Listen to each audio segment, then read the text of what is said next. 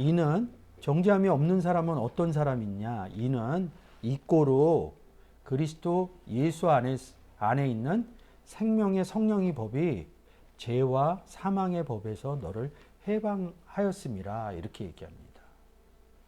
이는이 뭐예요? 같다는 내용이죠. 원문으로 한번 다시 볼게요. 지금 계속 연결되는 겁니다. 이렇게 콜론 찍혀서 알란드 사본은 여기 찍고 2절로 넘어가는 거예요. 그러니까 연결된 문제, 부연 설명한다는 얘기예요. 그리스도 안에서가 주어라는 거죠. 그리스도 안에 있는 사람은 여기 지금 찍혔잖아요. 콜론이. 그리스도 안에 있는 사람은 정죄함이 없다. 이렇게 얘기하는 거예요. 그것을 부연 설명해 주는 것이 2절이에요. 그래서 여기서 이는 가를 쓰는 거예요.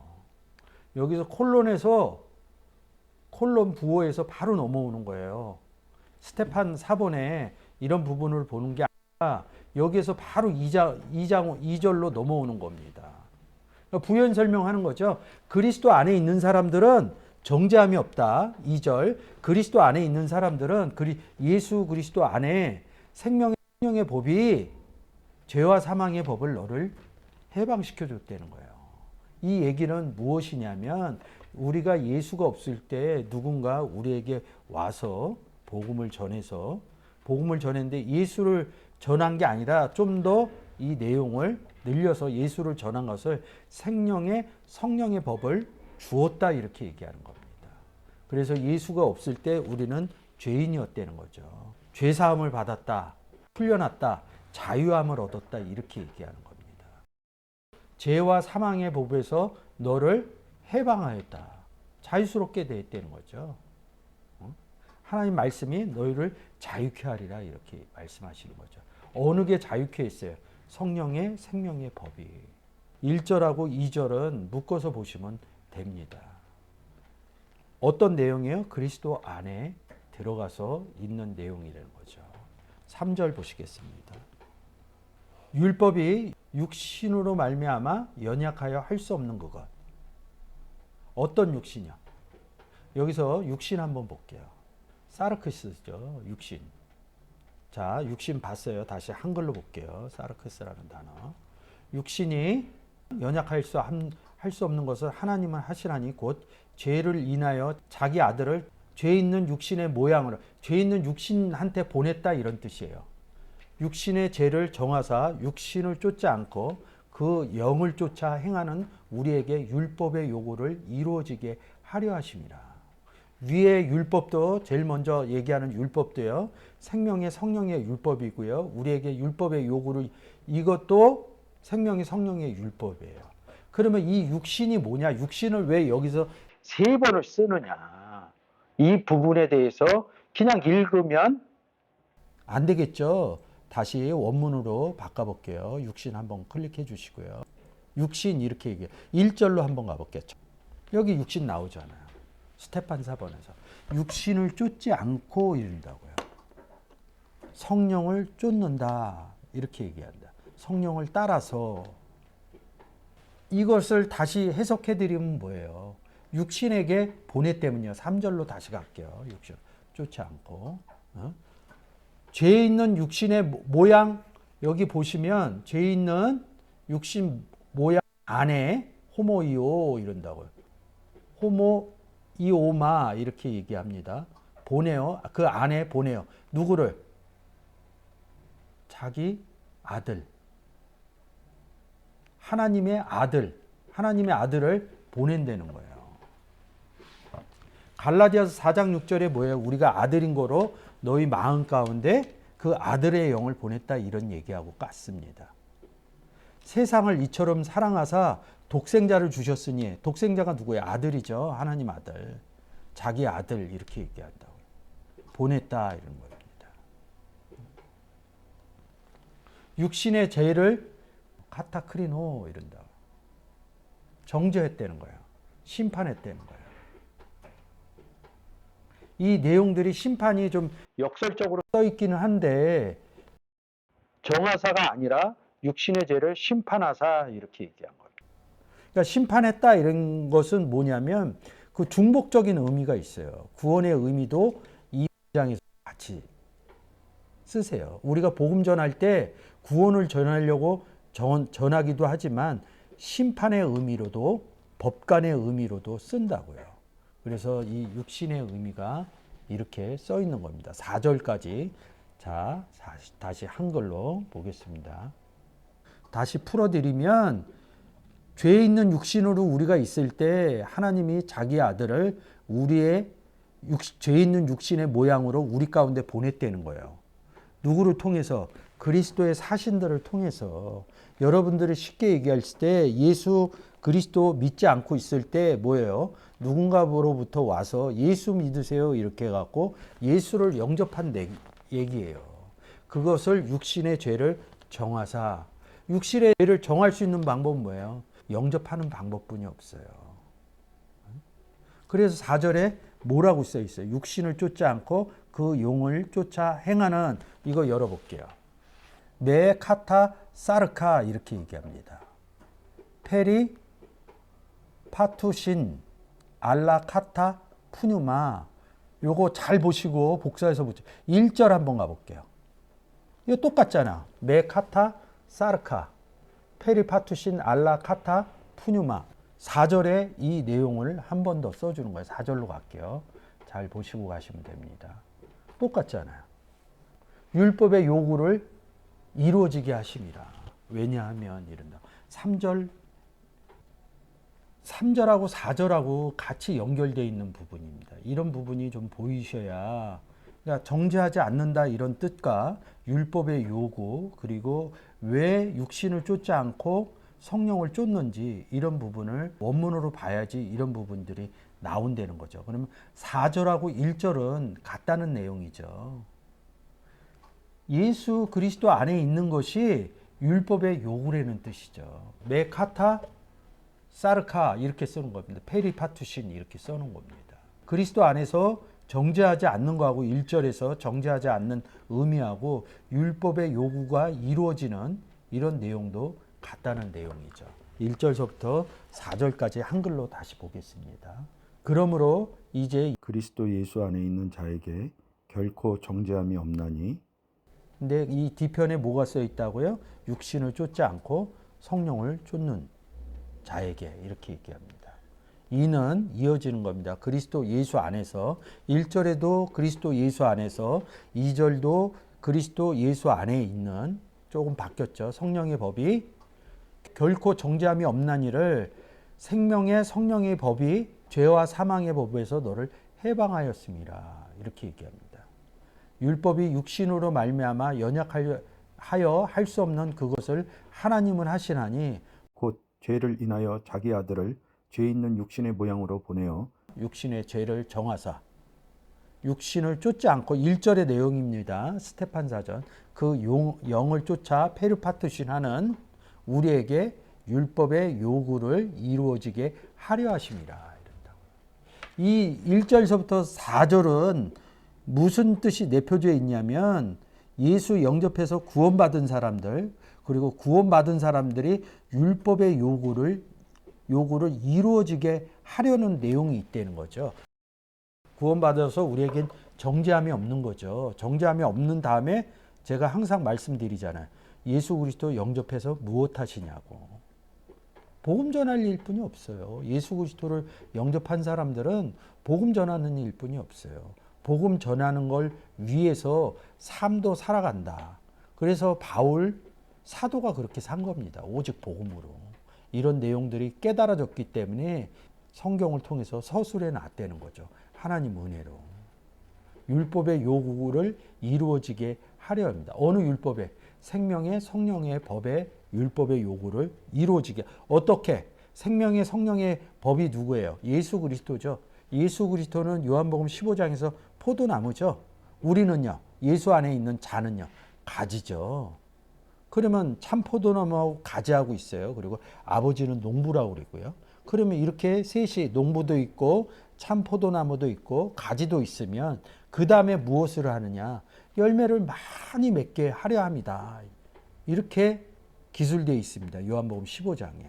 그것이 뭐냐면 율법의 요구를 이루어지게 하려 하십니다. 이 율법의 요구를 이루어지게 하려 함이 뭐냐? 열매를 맺게 하려 합니다. 이렇게 말씀드리는 겁니다. 복음을 전해야 된다고 이렇게 얘기를 하는 거예요. 그래서 5절에 이렇게 씁니다. 육신을 쫓는 자는 육신의 일을 이룬다고요. 가시나무에선 가시나무를 이렇게 써놓은 것과 같습니다.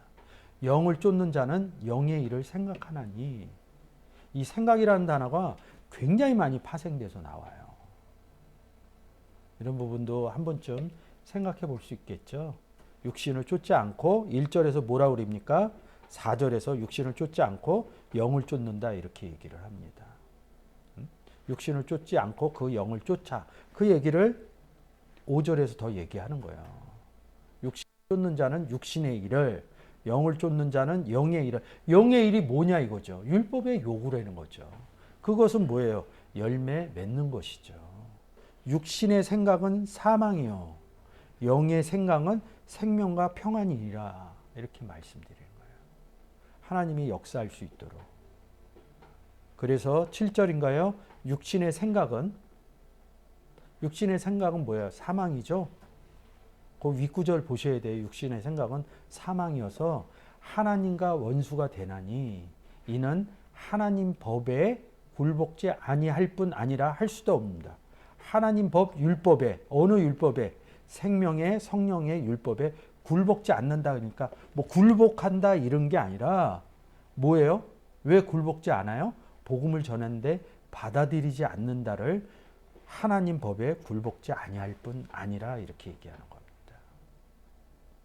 나 너한테 잘못했으니까 그런 굴복이 아니라 복음을 받아들이지 않는 것을, 예수 그리스도를 받아들이지 않는 것을 굴복지 아니할 뿐만 아니라 왜 할 수도 없음이라 이렇게 써놨겠냐고요. 자기가 하고 싶어서 굴복하는 거예요? 영접하는 거예요? 예수 그리스도 안에 들어가는 거예요? 아니죠. 에베소서 2장 8절 믿음으로 말미암아 너희가 구원을 얻었나니 이는 하나님의 선물이다 이렇게 써놓은 거예요. 그래도 할 수 없습니다 이렇게 얘기하는 겁니다. 예수를 자기 뜻에 의해서 영접받았다 그러면 성경이 여러 군데서 많은 충돌을 일으킵니다. 그래서 그런 부분 잘 보셔야 되는 부분 중에 하나입니다. 할 수도 없습니다. 자, 8절입니다. 육신에 있는 자들은 하나님을 기쁘게 할 수 없느니라. 왜요? 영을 쫓지 않았기 때문에. 또 왜 기쁘게 할 수 없어요? 율법의 요구를 이뤄내지 못하니까요. 육신에 있는 자들이 어떻게 포도나무의 열매를 맺을 수가 있습니까? 그래서 하나님을 기쁘시게 할 수 없다 이런 내용입니다. 9절 만일 너희 속에 하나님의 영이 거하시면, 하나님의 영이, 그죠? 영이 뭐예요? 푸념하죠? 그죠? 1절로 다시 갈게요. 성령을 쫓아 한번 성령 눌려보세요. 똑같이 푸념하죠? 왜 성령을 쫓는 거지? 하나님의 인도하심을 받고 가는 건지 이런 부분을 또 한번 생각할 수 있겠죠? 9절로 다시 가겠습니다. 그래서 이 영이라는 단어를 잘 아셔야 돼요. 하나님은 영이시니 예수 그리스도는 주는 영이시니 주와 합한 자는 한 영이다. 합한 자 누구? 예수 그리스도를 합한 자는 한 영이다 이런다. 똑같이 푸뉴마를 씁니다. 그래서 영을 쫓아 영의 인도함을 받아 이런다고. 영을 쫓거나 영의 인도함을 받아 이렇게 할 때 하나님이 영이시다, 예수 주는 영이시다, 주 속에 들어간 합해진 자도 영이다. 이 부분이 깨달아져야지 달라지는 거죠. 너희 속에 하나님의 영이, 하나님이 거하시면 또 누구도 거해요? 그리스도도 거한다고요. 그래서 하나님의 영이 거하시면 너희가 육신에 있지 않고 영에 있나니, 누구든지 그리스도의 영이 없으면 그리스도의 사람이 아니다. 그러면서 또 그리스도의 영 얘기를 해주는 거예요. 하나님의 영이 있으면요, 그리스도의 영이 당연히 있고요. 그리스도의 영이 있으면 하나님의 영도 당연히 있습니다. 왜요? 아버지와는 나는 하나다.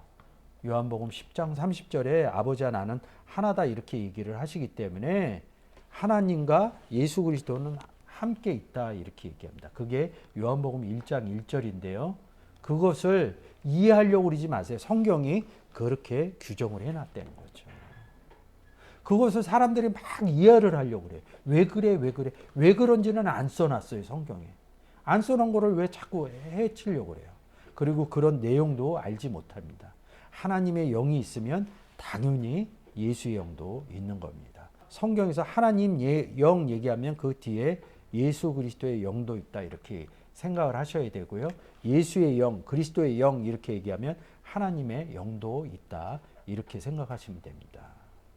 또 그리스도께서 너희 안에 계시면, 왜 그리스도께서 너희 안에 계시면 우리 안에 있는 것을 처음 얘기하죠. 1절에선 그리스도 안에서, 2절에서 그리스도 안에서.